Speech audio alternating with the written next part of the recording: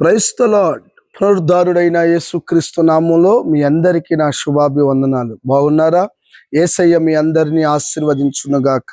అనుదిన వాత్సల్యత అనునేటి వాక్య ధ్యానాంశాన్ని ఉదయకాలం ధ్యానించుకుందాం రండి. పరిశుద్ధ బైబిల్ గ్రంథములో నుంచి 68వ సంకీర్తన 6వ వాక్య భాగాన్ని నేను చదువుతాను. వీలైతే బైబిల్ తెరిచి వాక్యాన్ని గమనించండి.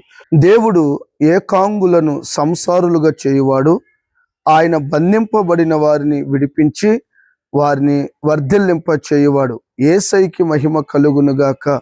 ప్రియమైన దైవజనమా, చదవబడిన ఈ వాక్య భాగంలో దేవుడు అంటున్నాడు, ఏకాంగులను సంసారులుగా చేయువాడు. చూడండి, ఏకాంగులను సంసారులుగా చేయువాడు, ఆయన వారి బంధింపబడిన వారిని విడిపించి వారిని వర్ధిల్లింప చేయువాడు. దేవునికి స్తోత్రం కలుగునుగాక.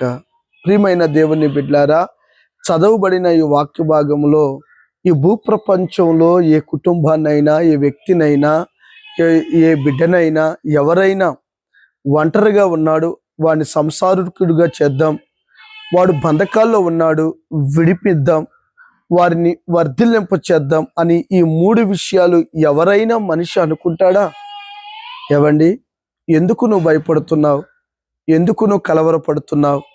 ఎందుకు మీరు కంగారు పడుతున్నారు? ఎందుకు మీరు దిగులు పడుతున్నారు? ఈ అనుదిన వాత్సల్యతలో ఈ ఉదయకాలం నీతోనే కదా ప్రభు మాట్లాడుతున్నాడు. ఏకాంగులుగా ఉన్న నీ జీవితంలో సంసారులుగా చేయడానికి శక్తిమంతుడు అని ప్రభువే చెప్పాడు కదండి.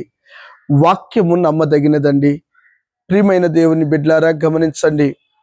ఇప్పటి వరకు నీ కుమారుడికి వివాహం కావట్లేదని, నీ కుమార్తెలకు వివాహం కావట్లేదని, వయసు పెరుగుతుంది కానీ సంసారకులుగా మార్చబడట్లేదని, కుటుంబస్తులుగా మార్చబడట్లేదని, ఓ నా తల్లి కన్నీరు కారుస్తున్నావా? ఓ నా తండ్రి కన్నీరు విలపిస్తున్నావా? ఓ నా దైవ జనంగా, ప్రజలారా, దేవుని పిల్లలారా, ఓ యవనస్తుడా, యవన బిడ్డ, కుటుంబ సభ్యులారా, కన్నీరు కారుస్తున్నారా? ఒంటరిగా వచ్చాను, దిక్కు లేదని దిగులు చెందుతున్నావా? నా అనేవారు నాకు ఎవరూ లేరు అని కన్నీళ్లు అన్నపానాలుగా మార్చబడ్డాయా? భయపడాల్సిన అవసరం లేదు.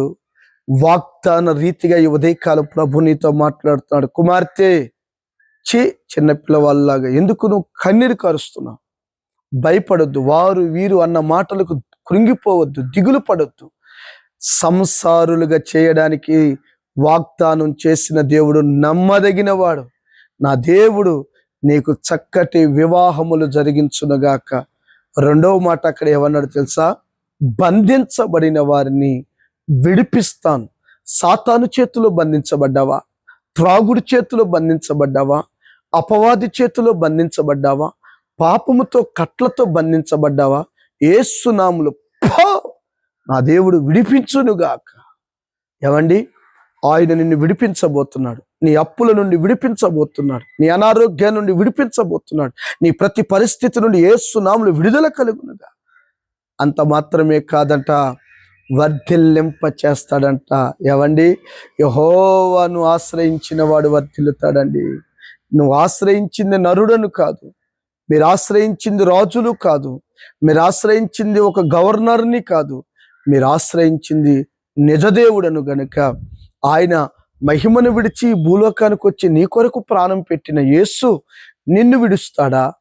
ఖచ్చితంగా ఒంటరిగా ఉన్న వారికి వివాహాలు జరిపిస్తాడు, బంధకాల్లో ఉన్న వారిని విడిపిస్తాడు, వర్ధిల్లింప చేస్తాడు. అంటే నీ జీవితంలో వ్యాపారంలో వర్ధిల్లడం లేదు, ఏమంటే చేతి పని విషయంలో వర్ధిల్లడం లేదు, అసలు ఆశీర్వాదం కనుమరుగైందా? ఈ 2026లో యేసు నామములో ప్రతి విషయంలో వర్ధిల్లుదువు గాక. ఈ దాసుడు మాట మీ జీవితంలో నెరవేర్చునుగాక. ఆమేన్. ఇంకొక చిన్న మాట నేను మీకు గుర్తు చేయనా? యోబు గ్రంథం 14వ అధ్యాయం 18 చదివితే, పర్వతమైనను పడిపోయి నాశనమగును, కొండైనను దాని స్థానము తప్పును. అబ్బా, విన్నారు కదూ? ఎందుకు మరి భయం? పెద్ద పెద్ద కొండల్లాంటి వ్యక్తులను, పెద్ద పెద్ద ఆఫీసర్లను, ఏవండి, పెద్ద పెద్ద అధికారులను, బండల్లాంటి వ్యక్తులను, కొండల్లాంటి మనుషులను, స్థానాలు తప్పిపోతాయి. వాటి మీద ఆశ పెట్టుకోవద్దు, వాటి మీద ఆధారపడొద్దు. నిశ్చయముగా నా దేవుడు నీ కుటుంబంలో ఒక బలమైన ఘనమైన కార్యాలు చేయనుగాక. ఆమేన్.